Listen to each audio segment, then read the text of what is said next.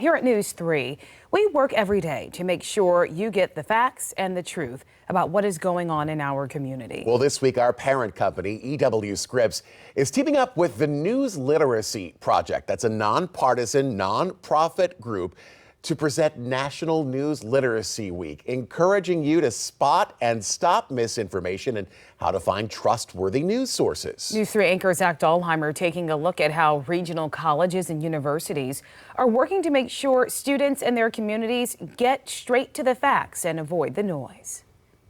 3, 2, play. We see and hear it all the time on our TVs, computers, phones, and in our cars. How do you get your news? The radio on my very short commute. I still read a newspaper.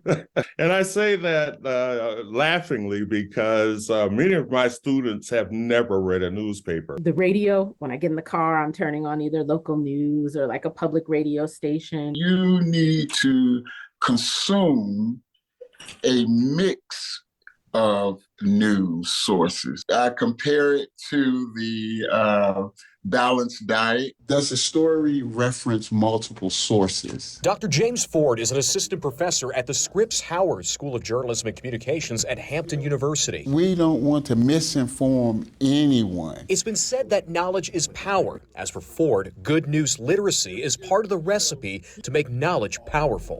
Because of the speed of communication, it's so important that we look at what we are doing. Ford says news literacy is a pillar of his curriculum at Hampton, teaching students to weed out misinformation and disinformation while looking for trustworthy news sources. We have to show them examples of real news, as well as the misinformation and disinformation and the fake news. We want to be able to point to those media platforms that would have some less than credible news. Studies show media trust has been an issue in the U.S. According to Poynter, a 2021 Reuters Institute report found our country ranked last among 46 others in media trust. We want our students to not only be able to digest the information, but to vet that information accurately. Dr. Terry Marsh teaches a course tackling misinformation, disinformation, and fake news at Norfolk State University. As I refer students to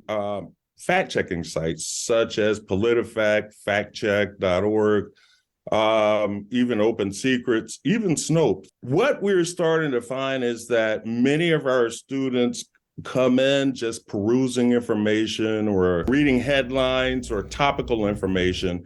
However, what we try to do prior to them leaving a specific course is to be able to not only understand that information, but understand that information in context. Meanwhile, Old Dominion University is adopting a plan to promote news literacy and information fluency across campus for all students in its quality enhancement plan. Pursuing truth is one thing, but reading responsibly and thinking critically is another. From this year through at least 2028, all faculty will support enhancing students' information fluency and students' ability to read critically. Faculty tell us these skills are meant to translate from the classroom to when out consuming the news of the day and curb misinformation and disinformation. We pulled what was a tweet about a certain subject and then what was a scholarly article about a certain subject and had folks really evaluate where is this information coming from, which information is peer reviewed, what is the purpose of the information, and how do those things pollinate. If we are not careful about our ability to assess, the quality and trustworthiness of sources, it could have a negative impact on our well-being. And so our hope is that we're starting with kind of these 100 and 200 level classes, helping faculty to redesign assignments that really focus on critical reading and focus on information fluency.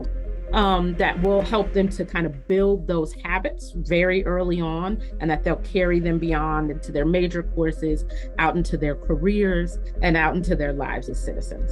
Meanwhile, you can keep your news literacy intact by practicing these tips from the Duke Reporters Lab. These include checking a news organization's reliability, checking their track record for accuracy, and paying attention to a website's URL for any suspicious clues. Overall, Ford says knowing what's real and bogus when it comes to the headlines will help you in the long run. Trust is the foundation to our living harmoniously with each other. Now, I spoke with Bill Adair, the director of the Duke Reporters Lab at Duke University, about how to practice good news literacy and their work when it comes to fact-checking research and technology to help get you accurate information. You can watch my interview with him exclusively on WTKR.com. Zach Dahlheimer, News 3.